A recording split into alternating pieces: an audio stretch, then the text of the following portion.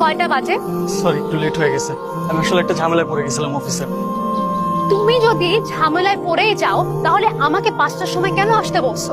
আমি তো তোমার জন্য অপেক্ষা করব না। বিশ্বাস করে আমি চেষ্টা করছি আগে আসার, আমি পারিনি। Please, I am sorry. দেখো ভাই, তুমি আসতে পারবা কি পারবা না সেটা আমার দেখার ব্যাপার না, সেটা তোমার দেখার ব্যাপার। তুমি আসতে পারো না সেটাই হচ্ছে মেইন ব্যাপার। আমি তোমার জন্য কোনোদিন অপেক্ষা করতে পারবো না।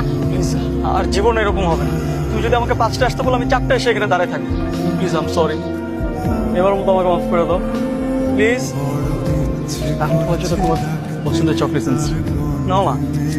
ঠিক আছে, এখন যখন একটা ভুল করে ফেলছে এখন তো সেটা সলিউশন করতে হবে। কি সলিউশন আমাকে বলো।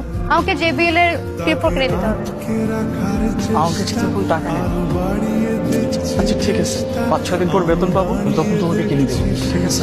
তখন তো আমার মুড সুইং হতে পারে, আমার প্রয়োজন নাও হইতে পারে তখন।